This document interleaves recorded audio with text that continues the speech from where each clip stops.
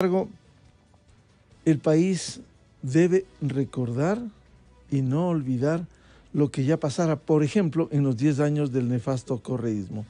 Ayer se hablaba desde ese sector que cómo se envió un proyecto con varios temas que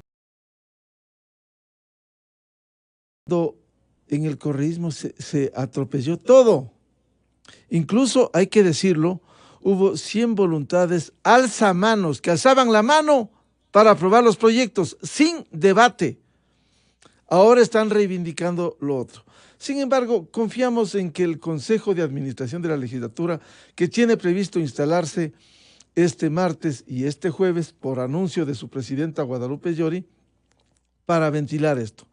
Confiamos que pasará el primer filtro y de allí vendrá el segundo escenario, la asamblea respectiva en donde se debata, se reciba opiniones de los diferentes sectores y finalmente, como dice la Ley Orgánica de la Función Legislativa, en el Pleno de la Asamblea Nacional. Allí va a ser difícil, porque es indudable que el correísmo y Pachacuti están juntos y lo han demostrado. Ayer incluso, cuando se presentó la presidenta de la Asamblea Nacional, Guadalupe Llori, junto a Paola Cabezas del correísmo, le insinuaba que intervenga precisamente sobre esto.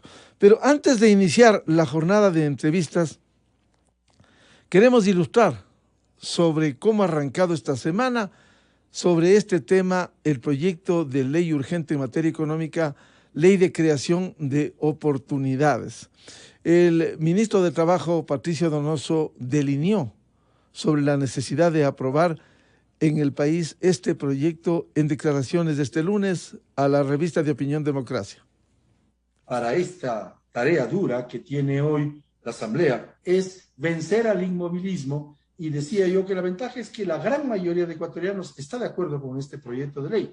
Hay que mejorarlo en la medida en que así lo resuelva la Asamblea, pero es evidente que algo debemos hacer. Tenemos más o menos 5.8 millones de ecuatorianos que están desempleados o subempleados o viven en la más clamorosa informalidad.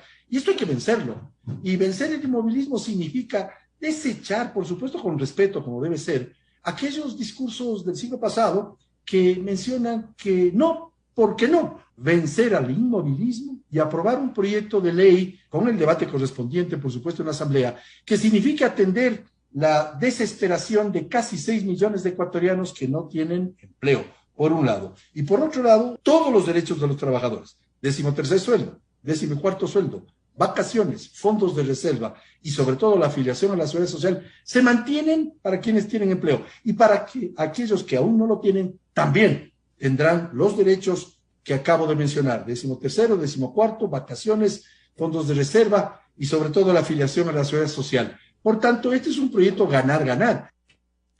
Al ministro de Trabajo, Patricio Donoso, le consultamos sobre este cuestionamiento de que en un proyecto urgente en materia económica vayan varios temas, reformas a diversos cuerpos legales. Eso respondió el ministro. Yo fui asambleísta 8 años, sé cómo se tramita una ley. La Constitución Política del Estado establece que solo puede ser remitido un proyecto de urgencia económica a la vez. Y algunos dicen, bueno, pero tiene 350 y pico de artículos. Bueno, pues que los tenga, que se debata. Le voy a recordar algo. El Código de la Salud, que fue debatido en el periodo anterior, del cual yo fui vicepresidente, tiene o tenía muchísima más cantidad de artículos, y se lo debatió como debe ser. Por eso será 30 días un solo proyecto de emergencia económica, para que la comisión a la cual sea derivado este proyecto por parte del CAL tenga la oportunidad de sociabilizar el proyecto, y con los insumos de aquellas opiniones que emitan unos y otros, tanto del sector público como del sector privado, tanto de los sindicatos cuanto de los gremios empresariales. Esta es la oportunidad histórica de empezar a generar lo que el gobierno propuso, promesa de campaña, hasta 2 millones de empleos en 4 años de gobierno. Eso señaló en la revista de Opinión Democracia el ministro de Trabajo, Patricio Donoso. Pero queremos ilustrar, antes de pasar al análisis con nuestros invitados de esta mañana, lo que asumiera la izquierda democrática a través de su presidente, Guillermo Herrera, respecto de este proyecto.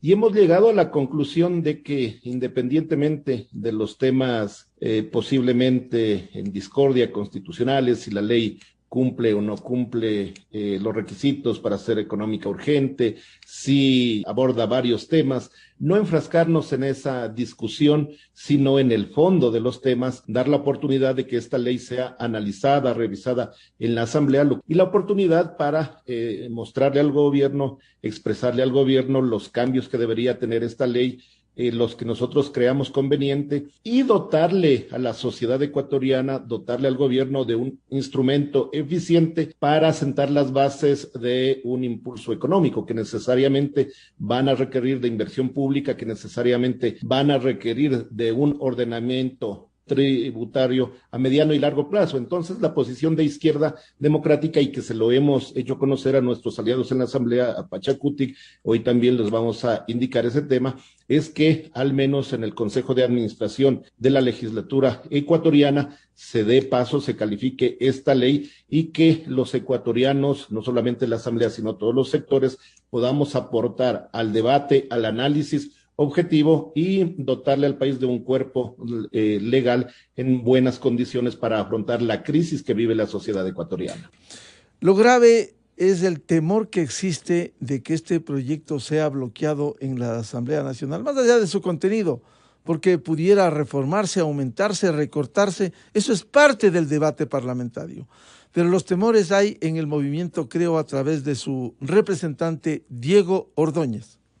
Yo tengo la impresión de que ya las posturas sobre este tema están definidas. Y me refiero a las posturas del Partido Social Cristiano, a Pachacutic y al correísmo. Ellos no están interesados en oír ni leer la ley. Ellos están interesados en bloquear al gobierno. Yo celebro las expresiones del presidente de Izquierda Democrática, pero me parece que esa no es, digamos, la tónica del resto de miembros de la Asamblea. La de mantener el diálogo abierto y el reconocimiento de cuáles son las condiciones en las que desenvuelve la economía y qué alternativas tenemos frente a ella. Y en ese sentido, como existe tan poca preocupación sobre eso, más hay preocupación de cómo bloquear, fastidiar al gobierno del presidente Lasso. No han leído siquiera el proyecto y en redes sociales he visto comentarios repletos de prejuicios. No se ha leído ni siquiera el proyecto y ya se dijo que no había unidad de materia. El hilo conductor de todo el proyecto es la reactivación de la economía y por eso es económico urgente.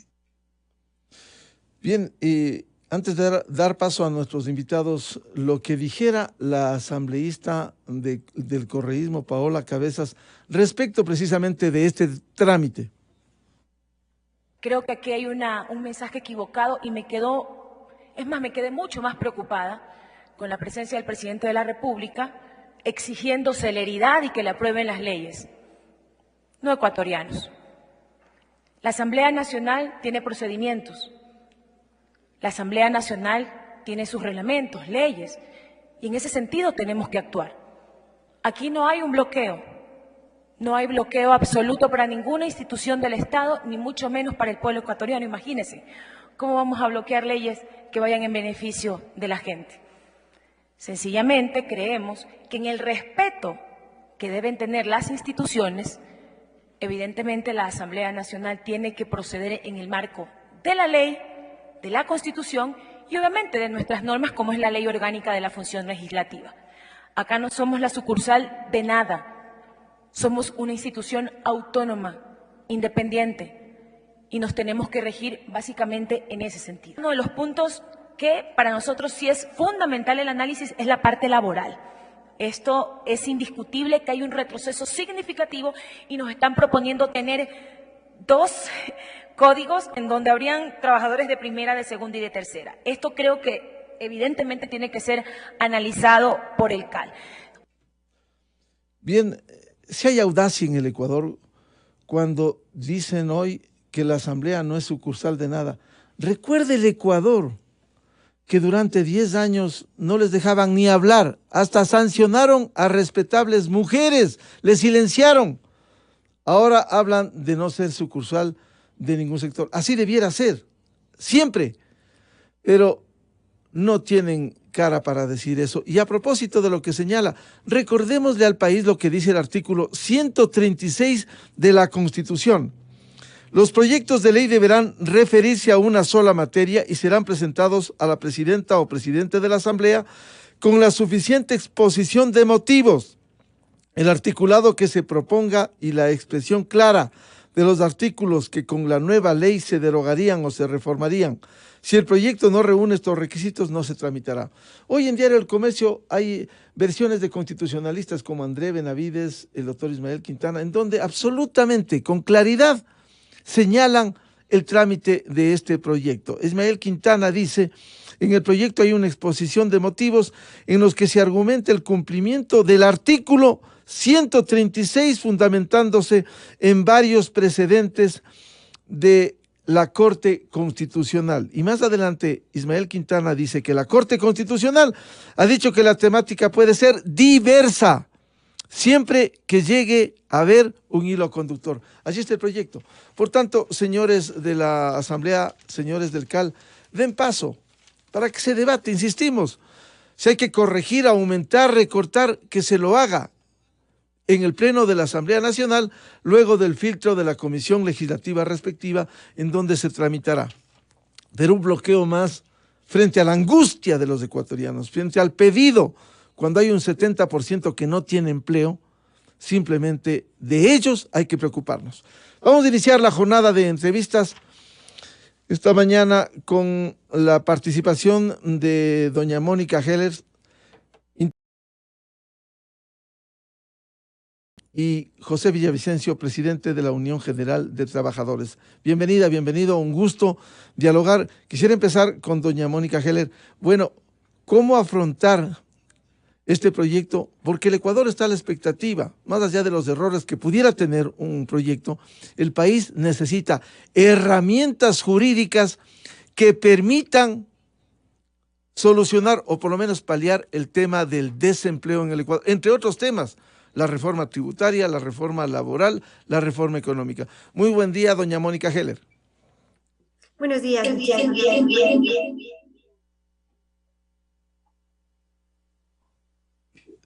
Le escuchamos, doña Mónica. Buen día. Buenos días. ¿Se escucha ahí? Sí, le estamos escuchando bien. Muchísimas gracias por la invitación. Bueno, yo creo que el tema laboral es un tema prioritario para el país. Y creo que es importante entender esto no desde el ángulo político, sino desde el ángulo social. Efectivamente, apenas 3 de cada 10 ecuatorianos tienen empleo pleno. La pobreza en el Ecuador ha pasado del 25% al 32%. Hay desesperación, hay angustia, y los ecuatorianos merecen una respuesta. Yo entiendo que esta propuesta necesita ser debatida y que puede haber aspectos perfectibles. Siempre es perfectible. El problema de fondo es discutir esto con la lógica adecuada y con los intereses adecuados, es decir, a quién estamos tratando de proteger, qué es lo que corresponde en ese ejercicio, cuáles son las herramientas que realmente nos van a llevar a una reactivación económica. Y probablemente es importantísimo desprenderse de un lenguaje histórico, de un lenguaje confrontativo, que lleva a una polarización y que finalmente no protege los intereses de los ecuatorianos, de la economía y de la proyección al futuro de nuestro país.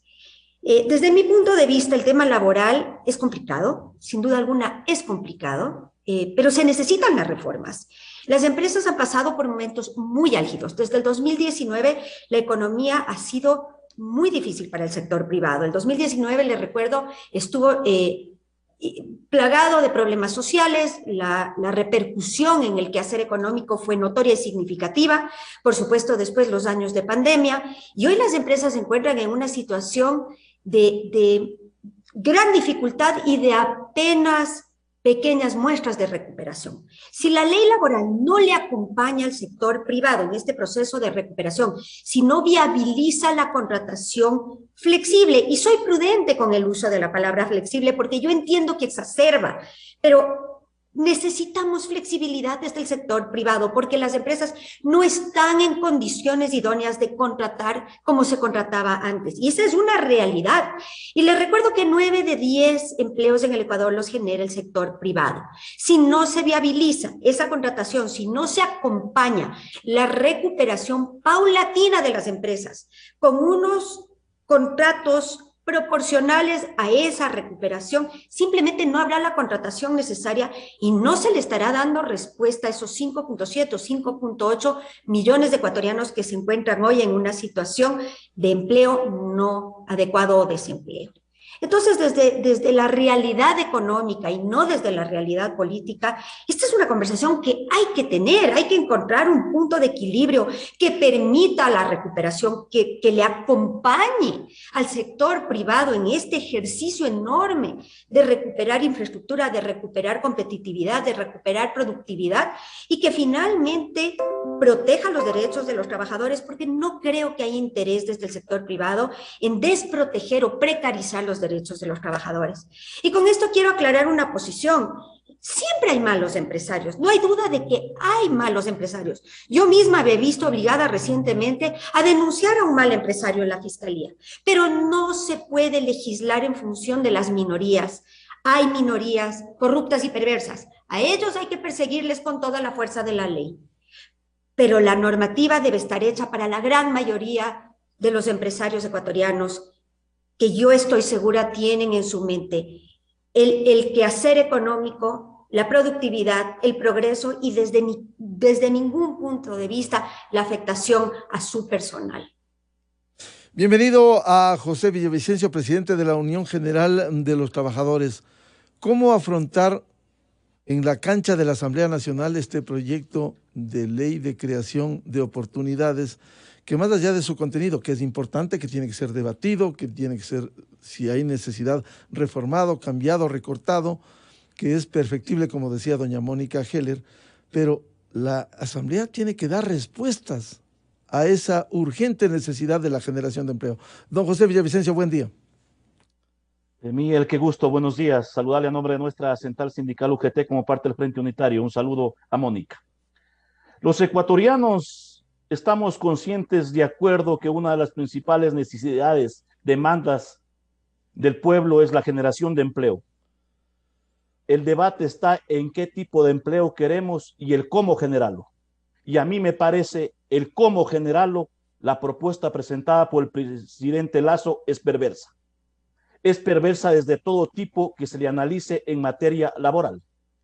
Y cuando el ministro Donoso dice que los trabajadores estamos con el discurso desde hace un siglo, yo diría el que está retrocediendo en materia laboral en este proyecto hace un siglo atrás es el gobierno. Y le voy a decir el por qué, mi estimado Miguel. En 1916, las primeras huelgas en el país era porque se respeten las 8 horas de trabajo, porque se pague las horas suplementarias y extraordinarias, para que no exista explotación laboral, que se trabajaba 12, 14, 16 horas, para que se respete la organización, se regule el tema de los despidos. Luego vino el tema de la primera huelga el 15 de noviembre de 1922, plasmados algunos derechos que costaron vidas en el Código del año 38. Con la propuesta que presenta el presidente Donoso, está volviendo a 1916. Entonces, el cómo se pretende generar empleo es el tema perverso desde todo punto que se lo vea. Y un paréntesis, mi estimado Miguel. Yo concuerdo con el comentario que hacía usted. Durante 10 años, 14 años, se violentó la Constitución, se violentaron los derechos humanos, pero ese no puede ser el justificativo para que se apruebe un proyecto de ley si es que no se respeta los preceptos constitucionales, que es fundamental. No puede ser justificativo de que si durante los 10 años del correísmo o los 4 del morenismo se violentó la Constitución, esta asamblea también lo haga. Necesitamos que haga un análisis sí, técnico, transparente, adecuado, y si es que es necesario que se califique, se lo califique para entrar en debate frente al contenido del tema económico, José Villavicencio, y el tema laboral. Nos referíamos a la crítica a la asambleísta Paola Cabezas, porque no hay calidad moral para lo que no hicieron en 10 años, quieren que ahora se imponga. Por cierto, hay una regla que siempre debe estar: el respeto al ordenamiento jurídico, el respeto a los contenidos, a las disposiciones. Ahora, cuando usted decía, hablaba de 1916, 1922, 15 de noviembre, quizás allí no había ni siquiera el Código del Trabajo, que data de 1938, y la propuesta que hace el gobierno es de aquí para adelante, sin tocar absolutamente lo que ya se ha logrado, los derechos adquiridos de los trabajadores. Por tanto, es una nueva legislación de aquí en adelante, don José. Mire, nosotros ratificamos el hecho de que no es correcto hablar de dos leyes laborales para regular una misma actividad. No podemos tener, obviamente, a trabajadores de primera o de segunda. Y me parece de que los ecuatorianos sí necesitamos hacer respetar la Constitución o que se respete la Constitución, nos guste o no, nos guste o no. La Constitución en el artículo 11, numeral 12, dice que todas las personas son iguales y gozarán de los mismos derechos, deberes y oportunidades. Y entonces, ese derecho es al trabajo, a la educación y a la salud, y a todos por iguales, sin discriminación. Y conforme se presenta el proyecto, evidentemente, es que unos tendrán y otros no. O unos tendrán a un 100% y a otro un 50%. ¿Eso es correcto? Desde todo punto de vista, evidentemente que no. Es decir, ustedes son favorables a qué? ¿Qué debe pasar con este proyecto? Porque hay que darle una salida a los ecuatorianos, los que no tienen trabajo, dice, deseo, si es que hay otras reglas, bueno, que se establezcan claramente, como exige la Constitución, leyes claras, transparentes, pero que haya ese marco jurídico que demanda el Ecuador, don José. Si es que la Asamblea lo califica, que es evidentemente la responsable de dar paso, nosotros aspiramos poder asistir, no sé si a la Comisión Económica, no sé si a la Comisión Tributaria o lo laboral. Sin embargo, asistiremos a demostrar desde el punto de vista legal, desde nuestra posición, que evidentemente es un retroceso garrafal este contenido de la ley laboral. Por eso le señalaba, ¿cuál es la alternativa para generar empleo en el Ecuador, si esa no es?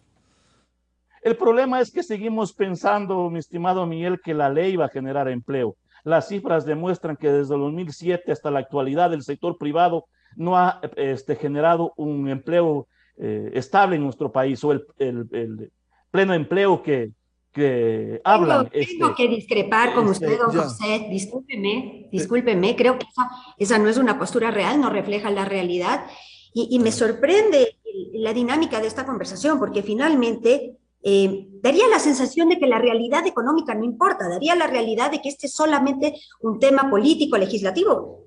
Y este es un tema de realidad económica. Las empresas están tratando de recuperar su actividad, pero no lo pueden hacer al ritmo que lo hacían pre-COVID. Simplemente esa no es la situación de las empresas del sector privado en el Ecuador. Si usted pretende que las empresas vuelvan a un proceso de contratación, no les puede imponer condiciones económicas que no están en condiciones de afrontar. Es decir, si usted le da flexibilidad a la empresa y al sector privado, habrá algo más de contratación. Si no le da flexibilidad, no habrá esa contratación porque la realidad económica de las empresas no se lo permite. Le voy a dar ejemplos.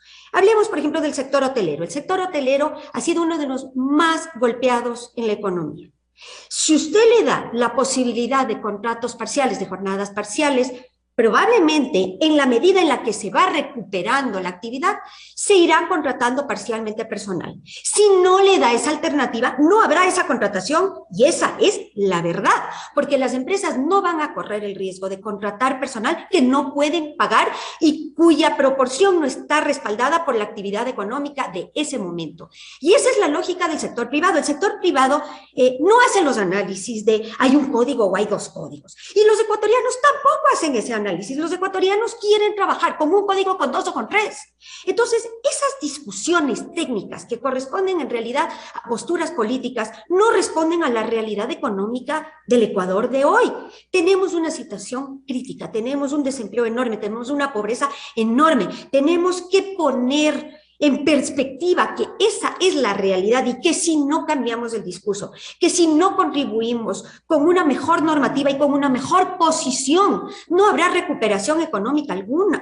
Y con un problema adicional, y es que no solo se trata de no atraer inversión extranjera, que es uno de los factores importantísimos en la recuperación, sino que nos puede pasar que perdamos capital ecuatoriano también. Si no cambiamos las posturas, si no abrimos la discusión en términos proactivos, probablemente no veremos la recuperación que el país necesita.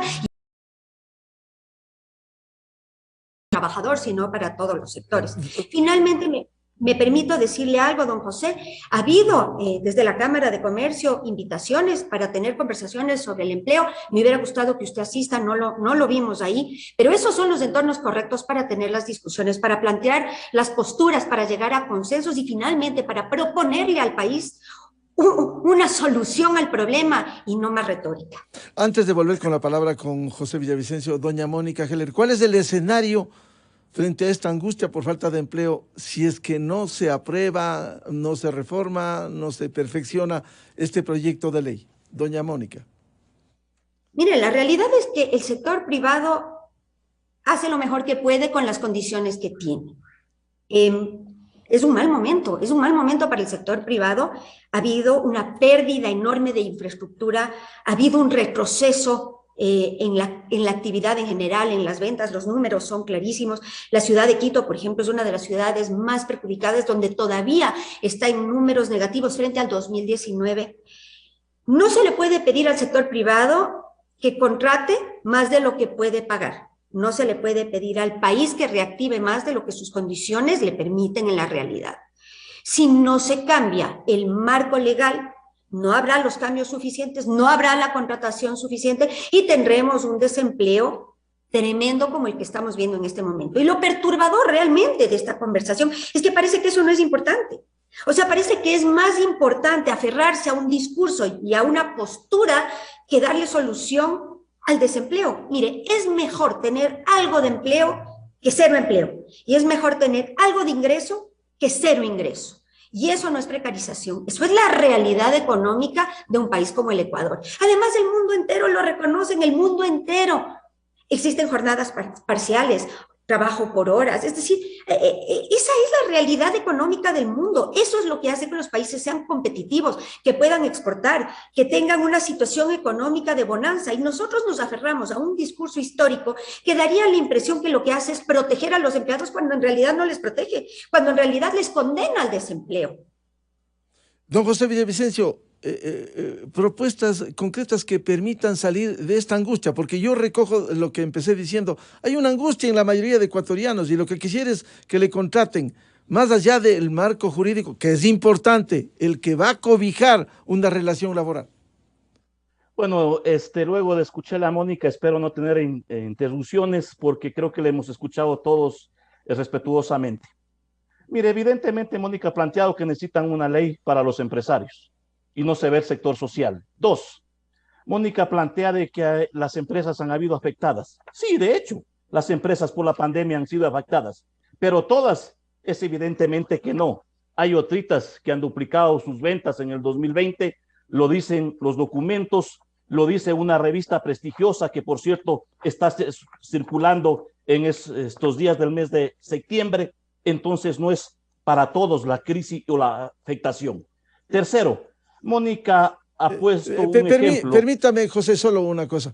Pero yo creo que la gran mayoría de empresas ha sido golpeada. Cierto es, si hablamos del sector de la salud, para citar uno, o el sector de los laboratorios donde más se ha vendido medicamentos, sí, claro, pero la gran mayoría ha sido golpeada. La pequeña, mediana empresa, la gran empresa. Miguel, permítame, por favor. Yo escucho con todo respeto. Tercero, Mónica planteaba un ejemplo que es real. Un sector afectado es el sistema hotelero. Es real. Pero yo le hago este mismo ejemplo, o le pongo este ejemplo a Mónica. Se aprueba la ley de oportunidades. El hotel ABC contrata 50 trabajadores ya con la ley de oportunidades. Con eso ya va a reactivar la economía. Si es que no se garantiza la seguridad en este país, si es que no hay circulante, van los ecuatorianos a ocupar ese hotel, van los extranjeros a venir en el país cuando hay una inseguridad garrafal. Entonces, evidentemente que el empleo necesita varios componentes. Mónica decía varias herramientas, no únicamente el tema de ver cómo afectar a el trabajador. Entonces, yo digo, estamos pensando primero en el capital, segundo en el capital, tercero en el capital, pero no en el ser humano. Entonces, lo adecuado es sentarse a discutir una sola normativa en el país de acuerdo a las realidades de cada sector, porque no todos son lo mismo. No nos oponemos al que domingo, porque es lógico, el sector ganadero, etcétera. Pero El tema es que aquí se está generalizando y entonces no es de un discurso de un siglo atrás. Y entonces los derechos son para todos o solo para algunos. Entonces, ¿qué se plantea aquí? Un contrato a prueba de 4 años, una jornada de 6 días, extraordinarias, pero hay un aspecto que es garrafal. ¿Qué dice el artículo 70 de esta ley? Las causales para desvincular a una persona, que puede ser por indisciplina, desobediencia, injurias, ineptitud en el trabajo. ¿Y qué dice el artículo 75, mi estimado Miguel? Que si el trabajador incumple las causales del artículo 70 puede ser despedido y tiene que el trabajador pagar una remuneración, ahí sí, completa al empleador. Completa, dice, una remuneración neta. O sea, yo pongo el ejemplo. Si un empleador le manda al trabajador a comprar pan, pero no encontró pan porque ya cerraron la panadería y le llevó galletas. Ah, me dice, me desobedeciste. Si yo te pedí pan y me trajiste galletas, te despido y tienes que pagarme una remuneración. Ah, que por cierto, no necesitan el proceso de visto bueno para que el trabajador se defienda, sino directamente lo despide. Esto tiene esta ley y es correcto, entre otras cosas. Perjudicar en el tema las vacaciones, indemnizaciones, el desahucio, etcétera. Entonces no es adecuado el cómo se quiere generar empleo, estando de acuerdo que hay que generar empleo en este país. Don José Villavicencio, eso debiera ser materia del debate en la Asamblea Nacional. Pero volver a lo que usted señalaba, necesitar una sola norma. Imagínense, con esa asamblea que no genera resultados inmediatos, que está preocupada de los contratos, ir a un debate que tiene que ser cambiado, un código del trabajo de 1938, pero en esta angustia, en esta necesidad, entrar a eso, no salimos nunca, en 1 o 2 años, como fue el Código de la Salud, para decirlo. Mire, el problema es de que ustedes conocen ley humanitaria, ley de optimización y empleo juvenil, la última, la ley humanitaria, que dijeron que era para proteger y generar empleo. La realidad fue otra.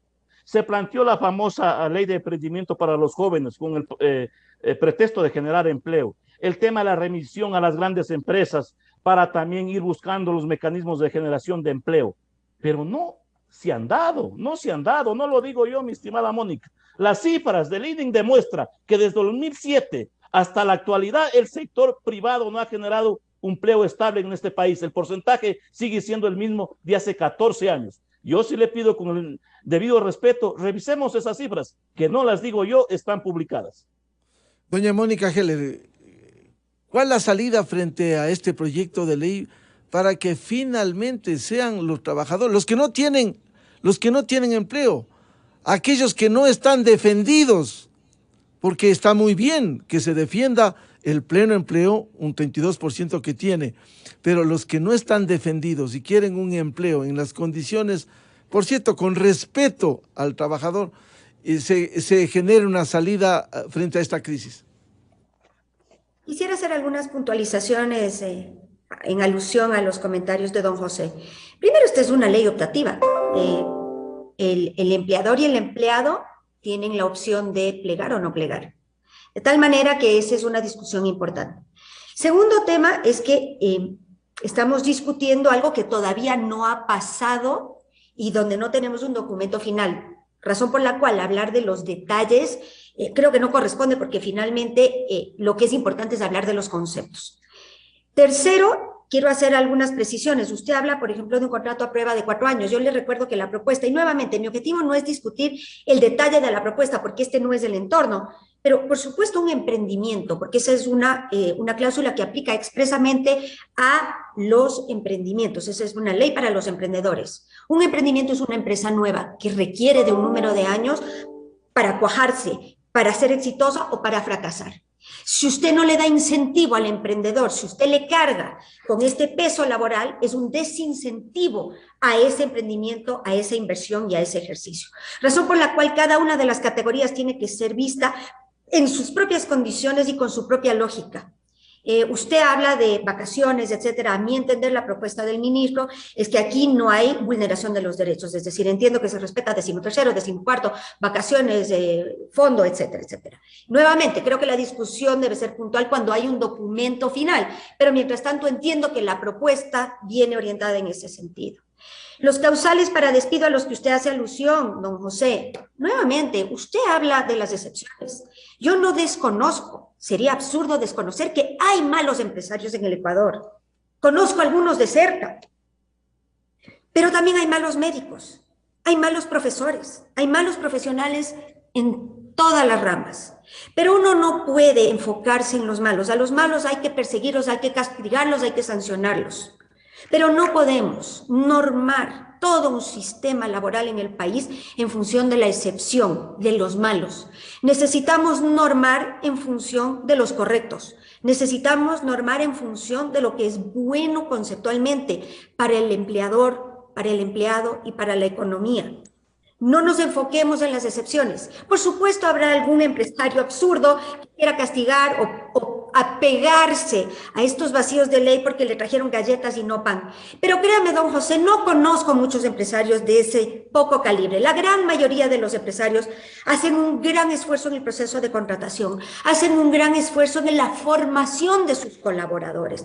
De tal manera que cuando uno despide o cuando el colaborador se retira, hay una pérdida. Y finalmente le recuerdo, y esto es fundamental porque usted tiene una precisión que se vuelve fundamental en la ley ecuatoriana, y es que el colaborador y el empleador son socios.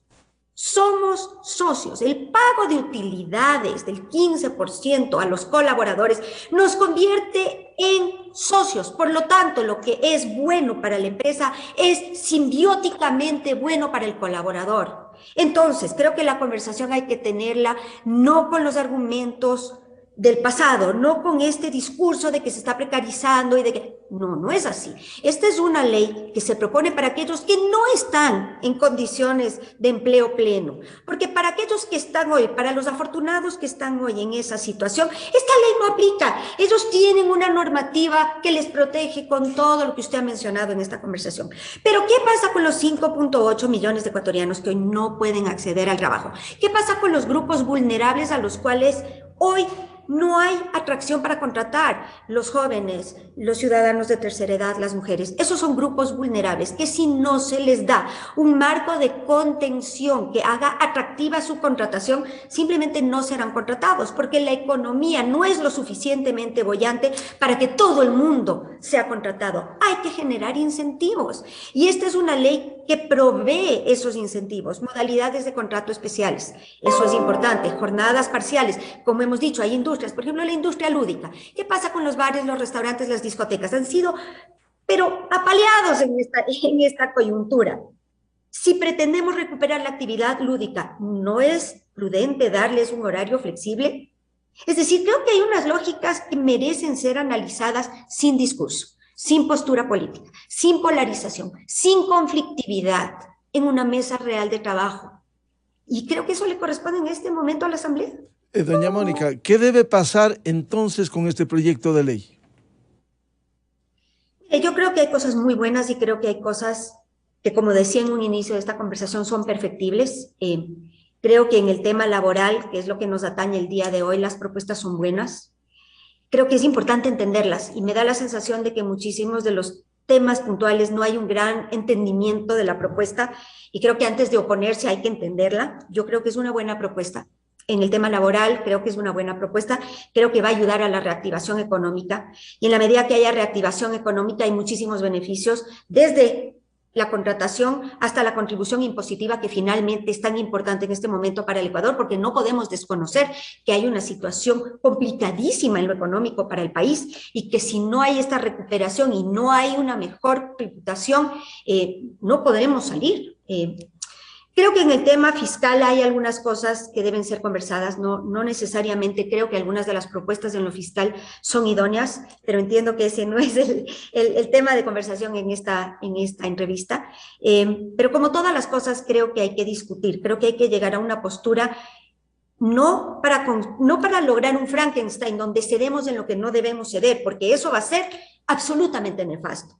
Creo que la conversación tiene que llevarnos a una postura de reales soluciones. Y como lo he dicho en reiteradas ocasiones, si no se da cierta flexibilización en el proceso de contratación, se demorará muchísimo más la recuperación y muchísimo más la contratación. Y la pregunta es, ¿quién respalda a esos 5.8 millones de ecuatorianos que no tienen ingreso si no tienen contratos de trabajo? El Ecuador no está en condiciones de subsidiar y de subsanar ese vacío. ¿De qué van a vivir? ¿Quién responde ante esa realidad? Entonces creo que este es un momento donde eso debe ser prioritario y creo que una ley laboral que flexibilice, y sí, reitero la palabra flexibilice, porque flexibilizar no es precarizar y no se debe conversar así, necesita ser pasada con suma urgencia en el Ecuador. Don José Villavicencio, ¿qué debe pasar con este proyecto de ley? Y en el supuesto, según ustedes, que no debe ser aprobado, ¿cuál es la alternativa para recoger esa angustia de los cerca de 6 millones de ecuatorianos que no tienen ningún tipo de empleo? Mire, primero ya estamos discutiendo o analizando un proyecto que ha sido presentado a la Asamblea. Que lo califique o no el CAL, eso ya dependerá de la Asamblea, pero ya tenemos un documento. Y mi estimada Mónica, lamentablemente es así, pero el diablo está en los detalles. Y esta ley es perversa en los detalles, más allá que usted no quiera precisarlos, pero evidentemente es así. Entonces creo que tanto usted, mi persona, Miguel y todos los ecuatorianos, buscamos que nuestros hijos, nuestra familia tengan derechos por iguales. A uno no le puede dar una cosa y al otro no darle absolutamente nada o darle solo la mitad. Y entonces no se está viendo con el debido respeto, Mónica, el deber social que es fundamental en el tema del desarrollo económico productivo de este país. Únicamente se está viendo en el capital. Usted dice para el emprendimiento. La ley no dice, mi estimada Mónica, que el contrato a prueba de 4 años es exclusivamente para los emprendedores, es de manera general. Por eso la misma ley dice de que usted, si usted despidiera a un trabajador para contratarlo con esta nueva ley, será, entre comillas, multado o penado, cuando eso no ha ocurrido. Pero más allá de eso, es evidente que este proyecto de ley no apunta exclusivamente al emprendimiento. Segundo, ¿por qué es ver solo el tema de cómo afectar a la persona que quiere tener un empleo estable con salarios dignos y no ver, perdón, los otros componentes? Usted conoce, Mónica, que el emprendimiento necesita de un sinnúmero de tramitología, hay que mejorar eso. Hay costos en el tema del agua potable, luz eléctrica, etcétera. ¿Por qué no planteamos ahí bajar un 50% y estamos apuntando únicamente a cómo afectar al ser humano? O sea, a mí me parece entonces que queremos hacer un debate real, veámoslo y hagamos un debate global, no únicamente en cómo afectar al ser humano, que, vuelvo y repito, en los detalles es donde esta ley es perversa. ¿Cuál es la alternativa, don José Villavicencio? ¿Me permite? Sí, adelante, Mónica. Tengo que estar de acuerdo con don José en algo. Sí creo que esta ley debería venir acompañada de una propuesta de reducción del gasto público. Y en esto tengo que estar de acuerdo con don José. Y me gusta, ve que conversando podemos encontrar puntos de coincidencia. Sí creo que se necesita de un complemento por parte del Estado. Es decir, creo que es importante en este momento hablar de una eficientización del Estado que hoy es el gran peso del país, y en eso tengo que coincidir con don José. Parte de la discusión en este momento es cómo reduce el Estado la carga enorme que tiene y ese déficit que es finalmente lo que motiva en muchísimos de los casos las propuestas de impuestos extraordinarios, etcétera, etcétera. Y en ese sentido creo que sí hace falta una conversación amplia que incorpore las modificaciones y los sacrificios que tiene que hacer el Estado. ¿Cuál es la alternativa, don José Villavicencio, frente a este proyecto? Hay que discutir el tema global. Seguridad en el país. Hay que eliminar, sí, ese impuesto a la renta del emprendimiento, que es absurdo, que no es ni de las ganancias, sino del capital, pero también hay que cobrar a los evasores de impuestos, que según la CEPAL son 7.600 millones de dólares. Tercero, bajar las tasas de intereses para que el campesino, el emprendimiento, el agricultor, el trabajador pueda acceder a créditos a largo y mediano plazo. El tema de fortalecer la pequeña y mediana industria, reduciendo los gastos que ellos tienen. El tema de la construcción, porque le pongo un ejemplo, el ministro siempre dice, y lo ha ratificado en Radio Democracia, que la ley es para que ya no estén parados los trabajadores en la Orellana, dice él, o en las esquinas de Quito. Pero si no reactivamos la construcción, el albañil, el eléctrico, no va a poder entonces tener trabajo. Entonces es fundamental, hay que ver la generación de empleo, sector privado con políticas públicas adecuadas, entonces no únicamente a través de una ley afectando derechos. Entonces es fundamental, nosotros ratificamos la voluntad de discutir, de debatir, pero el país requiere una normativa, una sola normativa, más allá de la posición que tenga la Asamblea. Los ecuatorianos necesitamos una normativa porque no es correcto tener dos códigos paralelos, no es correcto tener dos leyes de educación, una para quienes ya tienen acceso a ese derecho y los otros que se han quedado afuera. O sea, y así podemos ir poniendo varios ejemplos. No es lo adecuado. Hay que discutir una sola ley para que regule esas condiciones al trabajo de quienes tienen, pero sobre todo de los 5.800.000 personas de la población económicamente activa que buscan tener un empleo estable con salarios dignos para poder proyectar el desarrollo individual y familiar de su vida. Hay puntos que hoy han sido señalados y que queremos recoger. Por ejemplo, las tasas de interés tienen que bajar. En ese camino, además, hay una propuesta del Ejecutivo. Hay que hacerlo. Hay que cobrar mejor los impuestos. Claro, si en este país ha habido candidatos que han aspirado a la presidencia que simplemente han pagado 0 impuestos aquí en el Ecuador y lo hacen fuera del país. Es decir, en todos los sectores hay gente que le ha trampeado al Ecuador. Hay que cambiar eso, pero el Ecuador necesita un marco jurídico que permita viabilizar la generación de empleo en medio de la angustia, los problemas económicos que han devenido en problemas sociales para reactivar la producción en el Ecuador. Y hay que decirlo, el que mayor fomente el trabajo es el sector productivo, el sector privado, porque el sector público está lleno. Lo que ocurriera en el correísmo cuando creció sustancialmente el sector del Estado ecuatoriano. Seguiremos hablando de esto. Lo importante es discutirlo, debatirlo y ojalá aprobar un nuevo marco jurídico. A doña Mónica Heller, empresaria, y a José Villavicencio, dirigente de los trabajadores de la UGT, muchas gracias, muy amable, muy buen día. Buenos días, un gusto. Muchas gracias. 7:17 en el territorio continental ecuatoriano. Pausa publicitaria en la revista de Opinión Democracia y ya volvemos para seguir hablando, pero desde la visión política, la visión jurídica de lo que se requiere en el Ecuador a propósito del proyecto de ley de creación de oportunidades. Invitados, el doctor Medardo Leas, jurista, y el doctor César Ulloa, catedrático y articulista. Miguel Rivadeneira en la revista de Opinión Democracia. Bienvenidos al microinformativo de la hora. Sebastián Yunda tiene 7 días para volver al país y presentarse ante un juez. Según un informe de la Interpol, el hijo de Jorge Yunda está en Santa Cruz de la Sierra, en Bolivia, y su primo César Yunda en México. Ahora el joven debe presentarse 2 veces por semana en el Complejo Judicial Norte, usar grillete y tiene prohibido salir del país. Si incumple estas medidas, la Fiscalía podrá solicitar su detención. La respuesta que espera la ciudad es cómo harán cumplir la medida si Yunda está fuera del país. La revista de Opinión Democracia agradece a las siguientes marcas. Inicio de espacio promocional y publicitario. La grandeza de los micro está en todas partes. En los cultivos que producen. Transportando